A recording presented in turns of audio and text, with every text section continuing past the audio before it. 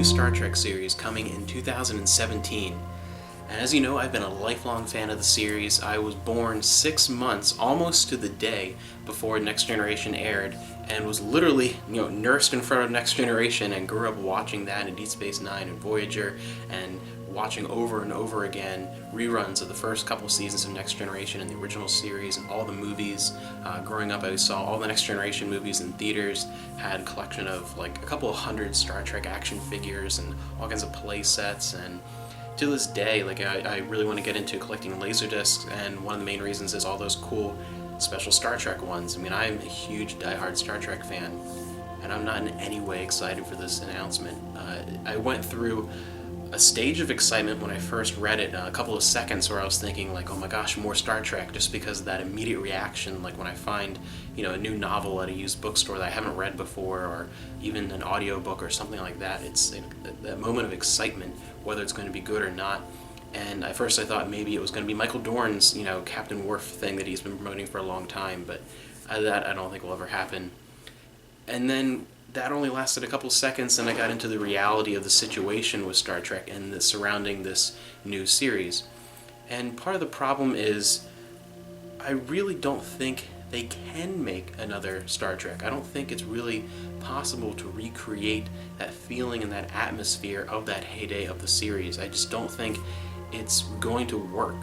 And that's even if there were the correct people involved. But another problem is the names involved with this new reboot, especially one of the main names being kind of thrown around as being behind it is Alex Kurtzman, who you look back on to his credit and you have things like the reboot of Hawaii Five-0, okay, and he co-wrote the last two Star Trek movies, the two reboot movies, the J.J. Abrams movies, and that makes it kind of even worse, because I feel like we don't know at this point whether it's going to be in the reboot universe, original series era with like Kirk and the Enterprise, or whether it's going to be 24th century, Next Generation, and Deep Space Nine era. We don't really know what they're doing yet, but I don't think it really matters, because it's going to be the same thing. It's going to be the same feel. Where my issue with the Abrams movies is they're difficult to describe because they're not bad movies, particularly the first one, but they're horrible Star Trek movies. They're not Star Trek. And that's the line that is hard to describe to people who aren't fans, is that you especially take that first Star Trek movie, the first reboot one, and they watch it and they enjoy it, and I watch it and I enjoy it as a movie, and an imperfect sci-fi movie for certain, but it's then I think of it as a Star Trek movie and I'm very disappointed, because it is not Star Trek. It doesn't have the same feel, it doesn't have just that same air about it. It's not Star Trek. And J.J. Abrams even said when he was creating these, he wanted to kind of Star Wars them up. And that's what he did. That's exactly what they are. They do have that same feeling and sensation and look of Star Wars, not Star Trek.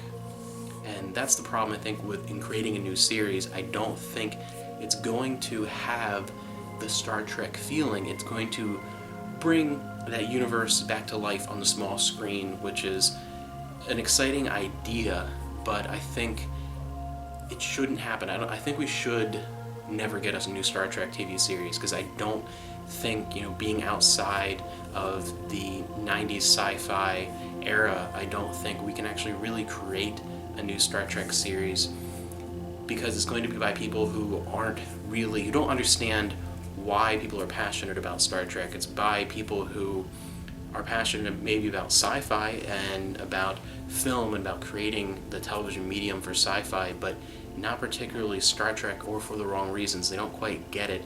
Adding that level of excitement, adding that level of, that the Star Wars feeling was wrong with those movies. It made them more, mainstream, made them more successful financially, but at the same time, while that worked for the motion pictures and will work for this third upcoming reboot movie, I don't think it will translate well financially to a TV series, because the TV series, I think, you need to attract those actual fans of Star Trek. And to me, I don't dislike Star Wars. I've read a lot of the books and played some of the games, and of course seen the movies, grew up on them. I love the original trilogy. Some of the Timothy Zahn books are really good. Definitely Knights of the Old Republic 1 and 2 on the original Xbox. But overall, I'm less of a fan of Star Wars, primarily because it's barely sci-fi. It's soft sci-fi, and Star Trek is the polar opposite. You can have entire episodes of Star Trek, and you can have multiple episodes in a row sometimes, where there's not a single traditional action scene. There's action, but not, a fist fight or a shootout or even ships firing or anything like that. And Star Wars is very much an homage to the hero's journey, and it is very black and white. It is very simplified. It is not hard science. It's not about the slow, slice of life within the science fiction universe. It is more of this grand picture that works really well in movie form, whereas Star Trek works better in a serialized, TV form. They actually work better in the opposite mediums because they're entirely different. Star Wars is very accessible and is very simple, and that's not the same as bad. That's just different. It is very easy to get into, easy watching. It is a lot of just special effects, which were brilliant, with decent writing and an okay kind of simple universe that doesn't really get into people that would read, say, like things published by Bean, stuff like that. And that alone already makes me not excited for this. But then you have the final nail in the coffin that makes this thing that is more than likely not going to be good guaranteed to be horrible. And that's because CBS is not airing the show on basic cable. It's not going to be available through streaming things like Netflix and Hulu. You have to sign up for CBS's digital streaming service, which is only like $6 a month, but unless you're specifically a huge fan and a loyal CBS fan, which is kind of odd, why would you have that? And an extra $6 a month to see this? Who has this CBS streaming service? I mean, really, who realistically has this? Why would you want this? And it's only going to be available on that streaming service, except the premiere, I think, is airing actually on the cable channel. But it's only available in that streaming service, and for now, this could change, but for now it looks like it's only going to be available in North America as well. So it's only available through a streaming service that's not one of the primary, Netflix, Hulu type services, and only in North America. It's being treated like this second tier throwaway program that is just not going to work. Even if you had some of the greatest names from the Star Trek era working on this, it would more than likely not do well in that format. And that's just, again, the nail in the coffin. This is going to be terrible. And this is why, as someone who grew up watching Star Trek and continues to watch Star Trek and absolutely loves it, I mean, Deep Space Nine is my favorite show of all time, I'm not excited for this, and I am very against it. I don't think it's going to work at all. And I'm really saddened by that, but it really, again, brings home what I think needs to be reiterated to a lot of the Star Trek community who's been fighting for a return of Star Trek to the small screen. I don't think that logically it's a reasonable thing. I don't think that magic, that sort of that intangible thing that made Star Trek great, especially the original series and Next Generation, and the beautiful, serialized, wonderful depth of Deep Space Nine, and even the better portions of Voyager.